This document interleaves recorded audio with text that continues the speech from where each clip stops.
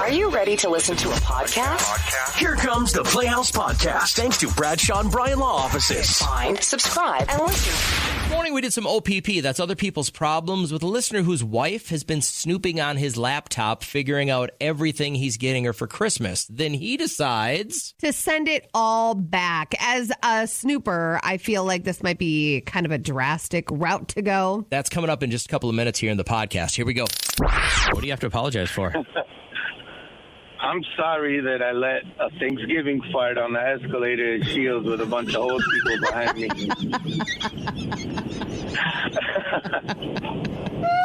I'm very sorry. Are you sorry? Was it something that literally slipped out, or did you do it? Did you just do it? I always just do it. Yeah. So an elevator ride at Scheel's is only one floor.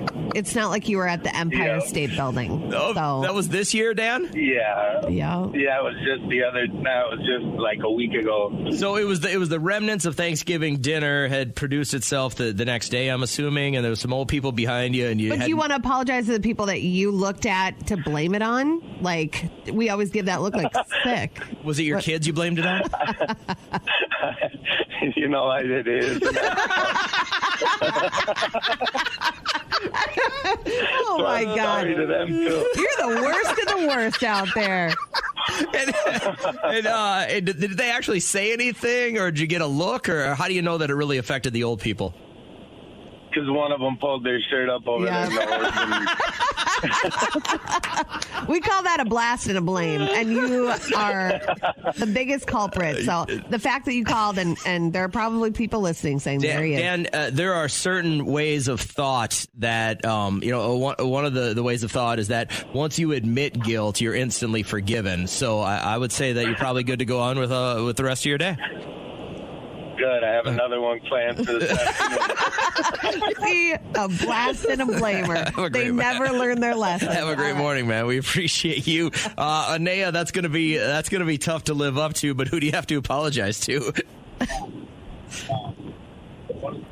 Anea. Oh, sorry. Are we bothering you?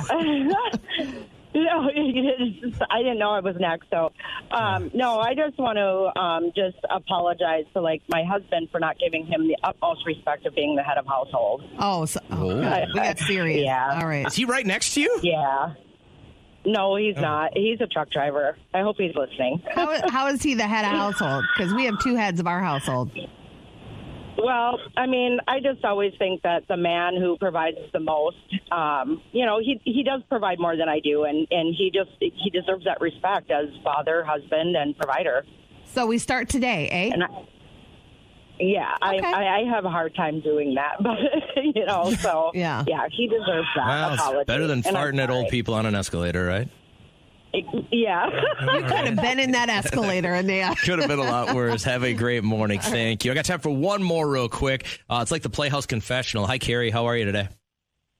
I'm okay. Okay. What do you want to apologize for?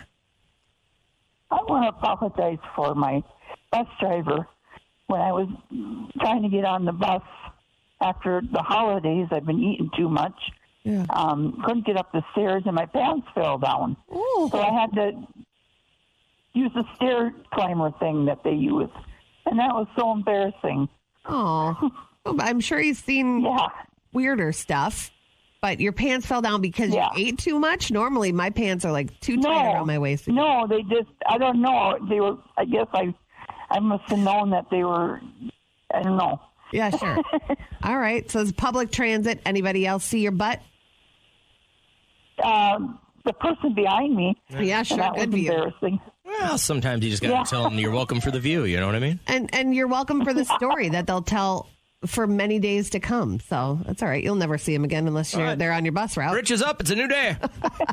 I love this story. Yeah. Thanks, Carrie. Have a great day. Wow. Bye. Makes my apology seem so lame. I got to apologize to my husband. For what now? For last night I lied to him. Oh.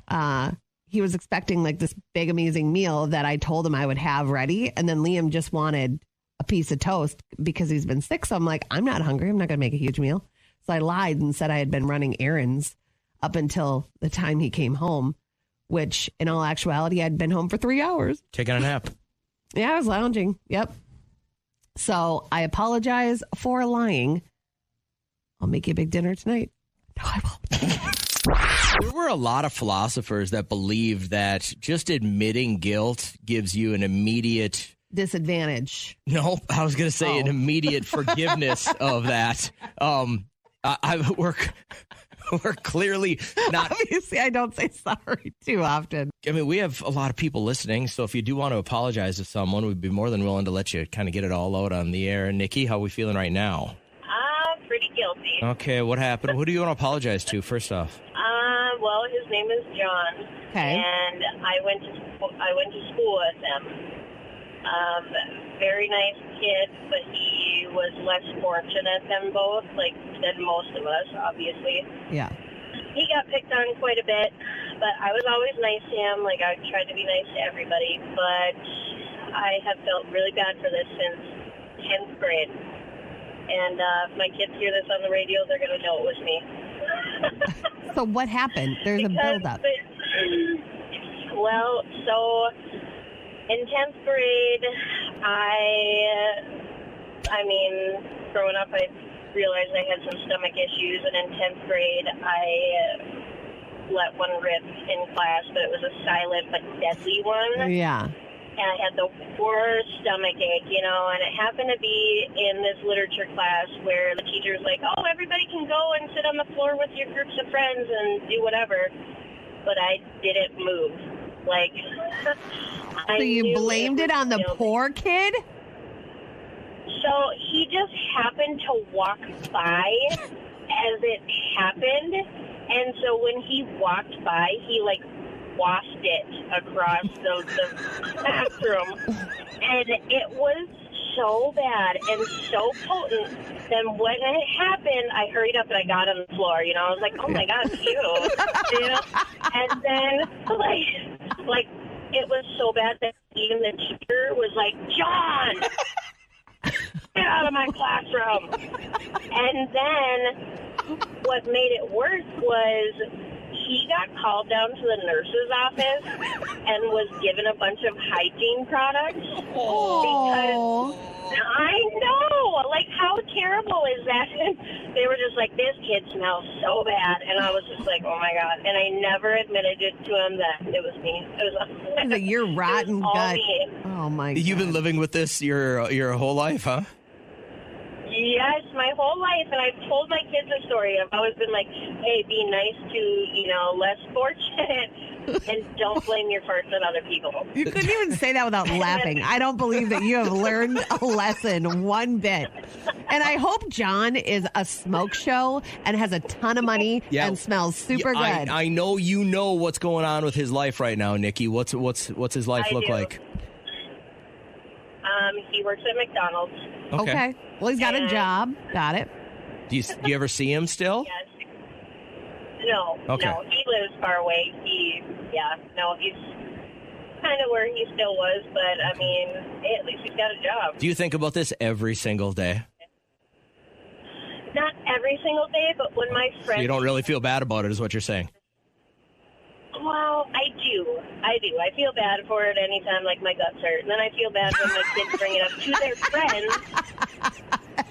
It's always the subject. My kids show up and they're with this new friend and they'll be like, hey, Mom, tell them the story about how you made this kid, go to the nurse's office and he had to get deodorant soap. And I'm like, oh, my God, stop telling people that. Yeah, you haven't learned one lesson. You're telling them, stop telling people that. As soon as we go, anybody want to come on the nationally syndicated radio show? You're like, that's me. Hey, everybody, I'm Nikki. Oh, God. We're going to let you go before you sin anymore. We welcome Francis to the show. Good morning. Hello, Francis. Good morning. What are you doing right now? Sounds like you're on the road.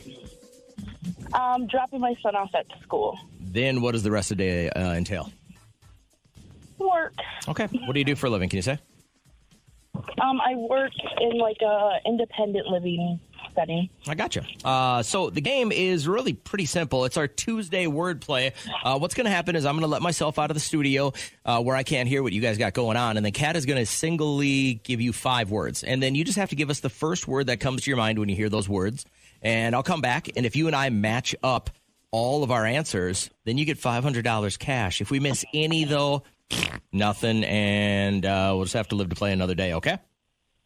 Okay. Okay, so I'm going to give you the cat, and you guys good luck, and you can hurry through this. That'd be great. Thanks. Oh, sure. Sorry, he's got somewhere to be, I guess.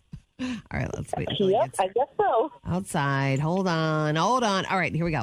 I'm going to give you the word. Give me immediately what your answer is. First thought, radio. Station. Okay. Finger. Music. What? Wait, do that have to be like? Like just your first word that comes to mind. So when I say finger, what would come to mind? Music. Finger music? Yeah. Okay. Baseball. That. Okay. Corn. Corn. Corn. CORN.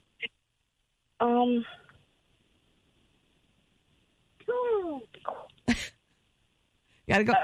Hurry. Corn. Any word. Ball. Ball? Okay. Ball. Yeah, a corn ball. Corn, as in like what you eat.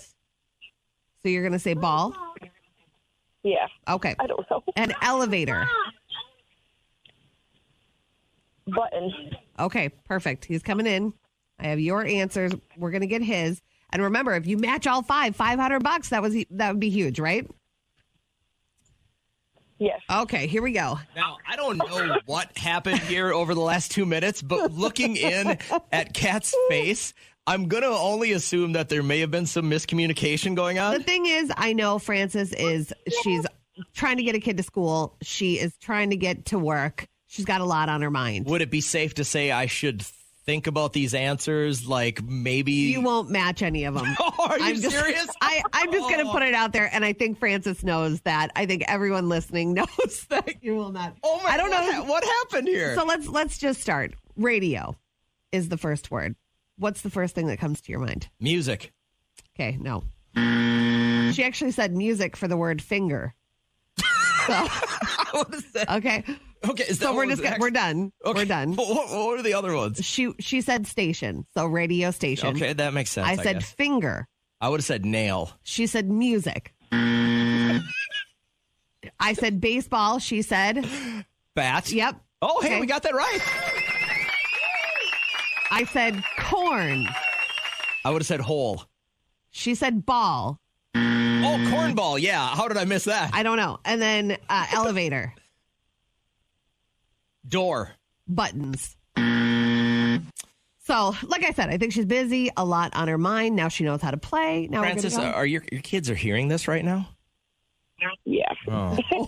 Yes. All right. Well, That's all right, Frank. Probably best that we let you go before anything else bad happens, huh? Talking about your friend Heather, who runs a business.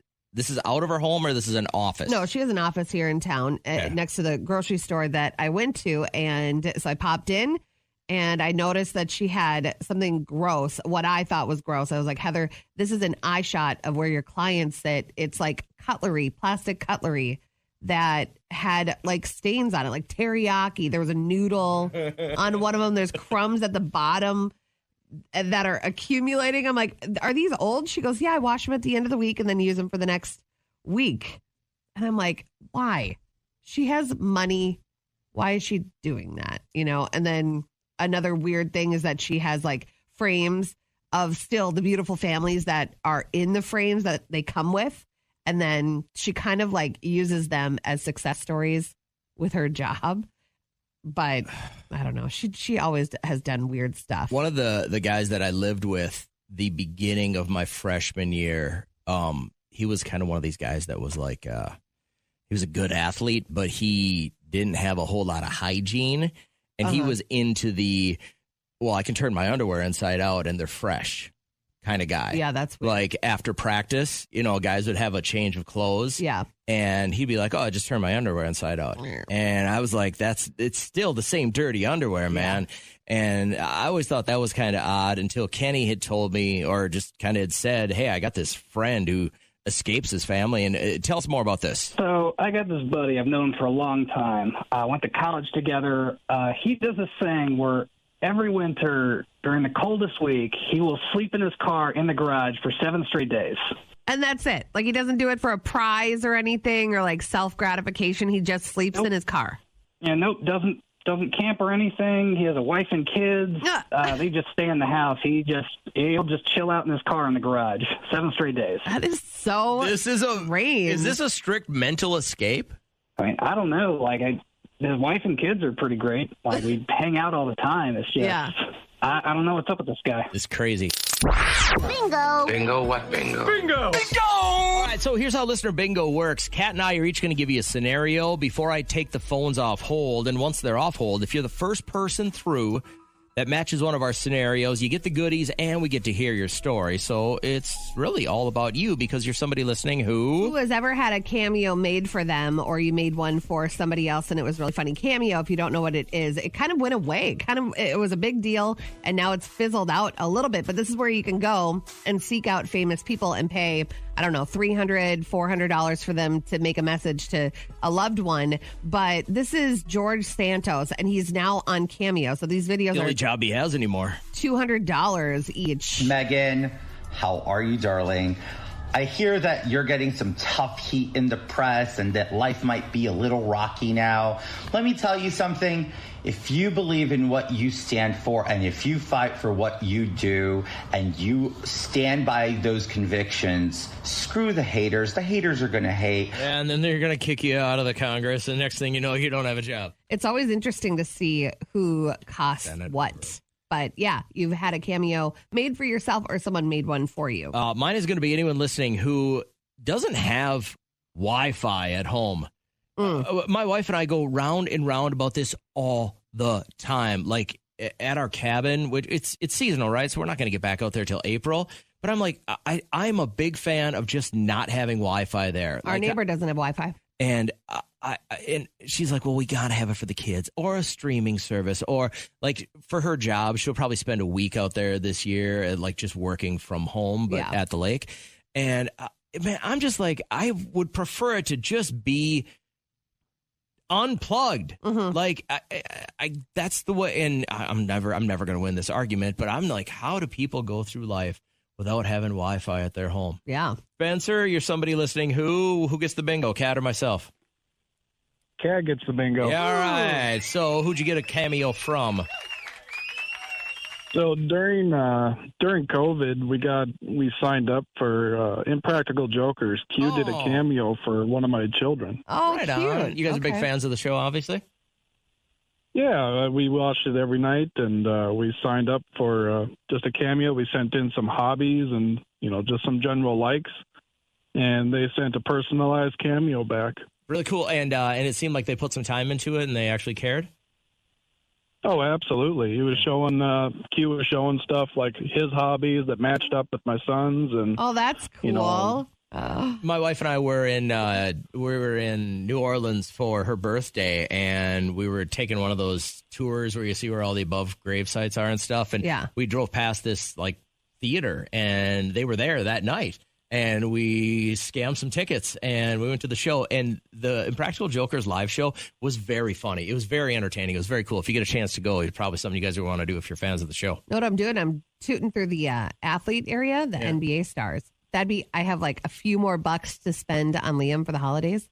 I think that'd be kind of cool. That's a good idea, right? Yeah. I mean, but are you going to get anyone that he cares about? That's the what problem, I'd have to run it by Derek because Derek knows all the names. Steph Curry is going to be $25,000. Yeah, right? I won't be able to do that. And hey, real quick, my last question for you, Spencer. Was that sent in a video form where you could kind of save it somehow? Like, will you be able to show this to your kids when they're graduating high school or getting married and stuff? Yep, we have the video. We posted it on Facebook for all our friends and family to see and everything. Right on. Very cool. Sweet. Hey, you know what? Will you do me a favor when we get off the phone? Will you text me the link to your Facebook page? I'd like to watch that. Sure. Okay, absolutely. hang on a quick second, man. 7:07 Wednesday morning, another opportunity for you to grab $500 cash. So what I want you to do is just write that down. 7:07 during our live show Wednesday morning. Get up in here, sync up with Kat, win $500 cash. Let's get you back into the podcast now. Get out with LP, Can you help me?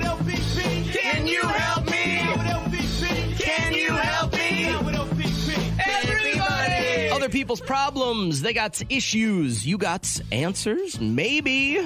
Craig's got a little bit of a situation here, and I think it hit kind of close to Kat when we found out what was going on. So I don't know how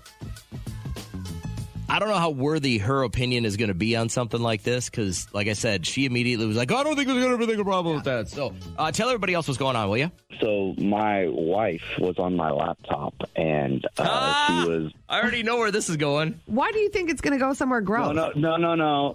It's not gross. I promise. It's not gross. Okay. She was on my laptop, and she went through some of my search history, but she didn't find anything gross. What she did was she found all the Christmas gifts that I was going to buy for my internet history. Yeah. I think I got to see my way out of this one. That's something I would do. I'm a snooper. Yeah, How did you find out that she saw all this stuff? I walked in on her doing it. Oh. I walked in into the office, and she was on the computer in the history. I was like, what are you doing? Yeah. And it's just... I get so mad. I returned all the gifts. Oh, you're going to do a switcheroo now? You're going to swap everything out?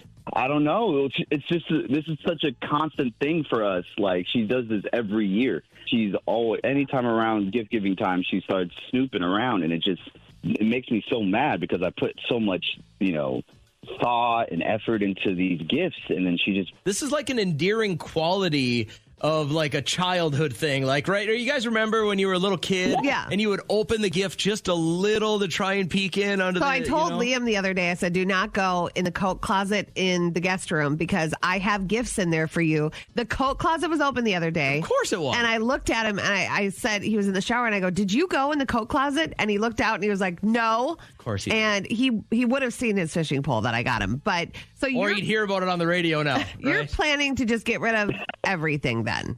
Yeah, honestly. That's a savage I don't know. move, Is son. that an overreaction? That too much?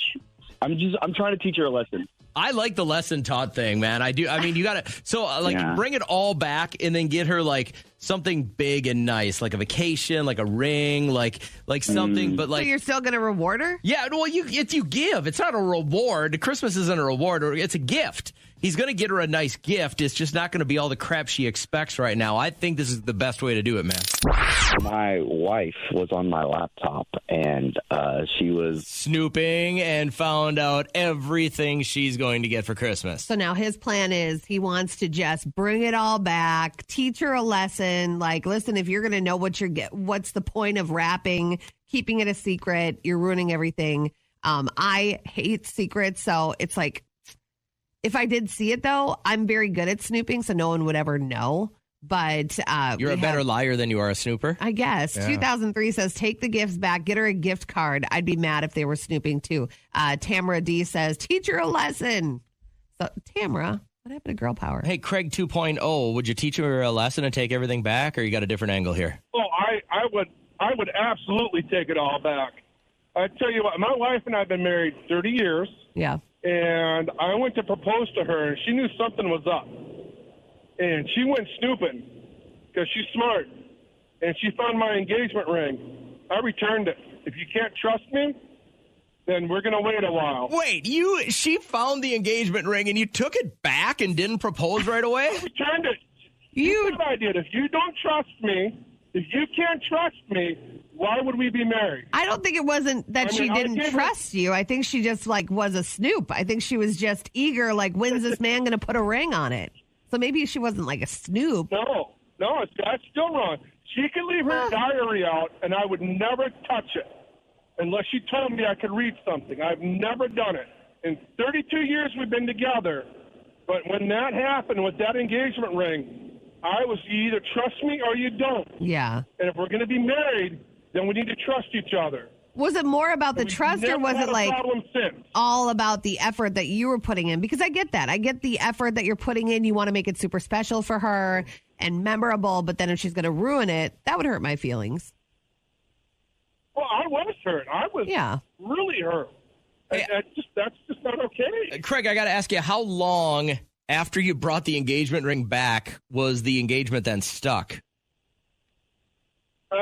8 months. You made her wait it out 8 months. You're a savage human, man. That is commitment. Yeah, that's savage. Did she try to make it up to you that whole time? Like was she really nice? No. Oh. No, she was not nice at all. We talked it all out, and we fixed our relationship. Yeah. And it's all good. Like I said, we've been married 30 years now, and I married the woman better than I deserve.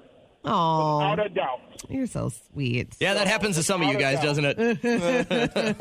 Thanks for calling, Craig. Thanks, Craig. We appreciate you, man. That's a crazy savage move, though. What drives you crazy in a good way about whatever sex you're into? You can text it right now and I'll read those back while we talk about it. But this woman thinks that she has unlocked the secret as to why men go crazy whenever she gets her nails done in like a bright cherry red. I always thought red nails was like a grandma nail color. I was like, why are they liking red nails? And then it hit me. In the 90s, when we were growing up, women had red nails a lot, especially like our moms. Guys are attracted to red nails because it reminds them of their moms when they were growing up taking care of them, or like some sort of mommy issue with it. I swear to God. Nah, she's not right about that. No, she's not. No. You don't take a red nail? No, I think it looks like your grandma. I think it does make you look a little bit older. I love a nude nail. I think those are nice. I like a good, you know what? I'm kind of a sucker for like a French tip. I know it's kind of like 1995. I wouldn't even notice. If my wife came home today and her nails were done, I wouldn't even notice. Whoa. It's just nothing I notice. It doesn't do anything for me. I think you would. I think if they looked really nice, you'd be like, oh, did you get your nails done? I think you guys do it more for yourselves. We do it more for other women. Yeah. Yeah, for sure. We don't do it for you guys. I think the one universal thing for a heterosexual male is if you are a chick wearing a baseball cap with the ponytail through the back and drinking a beer, I find it very difficult to not give you a second look. You could look like Kat's father, but if you've got long hair wearing a ponytail, he's a great guy. He's got a good head of hair. And I like him a lot. All but right. I'd be ashamed to say I'd give him a second look if he was drinking a beer at a baseball game with a hat on and a ponytail through the back. So you need that whole scenario working. Yeah, well, I'm a specific kind of guy. I guess so. I love a good walk. I love a good gait, like confidence. We have a guy around here that he'll like slink around like he's been kicked every single day for his whole life. He's been working here for a long time. Oh my God, please. No, that guy, it's just like, come on. I just want to like slap his back. Like, come on, man. Get some confidence. There's nothing sexier than a guy that will just like walk in front of you with just that guy's single. Shoulders back. If he walks in front of you, shoulders back, strutting, I know several married men. Single AF. That walk like that. And I don't know. There's just that people that walk with confidence. There's an air of sexiness about you. So. I would find it difficult to believe that. And here's what I really, really like to know is if you're a dude and you're listening to this show, does the red nails do it for you? Yeah, I don't know if that theory does it. Everybody's got their thing. Yeah. But I would find it difficult to believe that there's a majority of our male listenership that are into red nails because it reminds you of your mom. John says that would do nothing for me. There are certain things that guys can do that are pretty sexy. Like if you go to the bathroom and your drink is getting low and then they're like, she'll have another, or you know what I mean? Like just take, I don't mind that taking control. Contributing to your alcoholism is sexy. Yes. Getting drunk, man. We're talking about getting dumped or dumping someone for just a stupid, almost irrational reason. Alexa said, emailed us. And she has been single for 3 years. And both of us were like, oh, my God, that is her. So a few years ago, she had pleaded to us to help her find somebody. And that guy didn't pan out. And then she said the last couple of dates that she went on, just dumb reasons. One guy was like, I don't want to date you because you live too far away. She's like, it's 17 miles. It's not that far away. And then another guy. This one is the best. Last year said that after 2 dates, that she only smiles with half of her face and it bothers him. And I feel like she would have put in there, like, if she had a paralyzed face or like a stroke or something like that she could make him sound like a monster. But she's like, these are all like stupid reasons that they're not wanting to be with me. And sometimes that's to save your heart, Alexis. Like, I would not want to hurt somebody's feelings. I would just take the blame. I've never understood why in our culture we just don't go, listen, I'm just not attracted to you. You're not who I thought you were going to be. I'm not feeling any sparks. Can't you just do that instead of saying you only smile with half your face? It's that autistic show I watch, Love on the Spectrum. They do that. Can't we all be like them? They'll be like, are you having a great time on this date? And then the guy will be like, no, not really. And then she'll go, so should we be done? And they say, yeah. That's the exact way that should work. I am telling you, you should have all of your like teen boys and teen girls watch that show because they'll learn, like, just be honest with people. You can be nice, but be honest. Lindsay, I appreciate you coming on the show. Tell us about this guy here. So there's this guy I've been dating, and I like him, but I've kind of found out from a friend of a friend that he talked to that he's not that into me because I've got some, personally, I think, awesome quirks that he is unattracted to. So what are these awesome quirks? Yeah. And we got a guy here to confirm if these are awesome or not. Well, the first one is that I can most likely drink him under the table. And he just thinks that that's not an attractive quality. I don't have a problem with this, but I think a lot of guys would think it's not very ladylike. But what is it? You drink them under the table and then you act crazy and then you're on top of the table and you're belching and just not acting like a lady, or what is it? I think he's just scared that I could probably drink him under the table and handle my liquor. Okay. And, I think that's an attractive quality. That's okay. Yeah, I don't think that's bad. You're not losing your sense or anything. And that, what else is you have an issue with? I like food, and I mean, I'm not like crazy and weird about it, but whenever I'm eating and I really like it, I'll just like, this is so good. You know, he doesn't like you're moaning while you eat. Nope. That's so like the guys don't understand. There's a line that needs to be drawn between moaning when you eat and moaning when the lights are out. Well, you should make it a different moan then. We don't discern that. We just hear the moan and we immediately think lights out. So that's weird. He has a problem with a moan. It's distracting to guys. He just can't handle it. I don't know. And I'm not going to stop my moaning when I'm enjoying my food. But you really like him, though. So if he has a bugaboo about those two things, which are kind of small, there's no changing you or anything because you want this guy? No, yeah. I mean, I like him, but at the same time, maybe over time, I'll probably, as I get older and older, start to drink less, I'm assuming. Yeah, but what about the moaning? You ever going to stop that? No. I don't know that I can help it. If it's a good burger, baby, you pay homage to the chef there. You say, my God, this is so good. Would you mind if we called him? Do you have his phone number that we can have?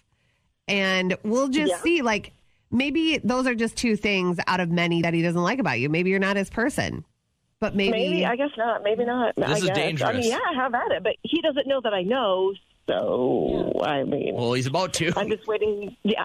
I think we should. This shows that you really are into him. So let's give him a call and see if we can figure it out. Have at it. Sure. I've got his number. The Playhouse Podcast is made possible thanks to Bradshaw and Bryan Law Offices. Catch the live show weekdays from 5:30 to 9 on 104.7 KCLD. Now, share this with a friend.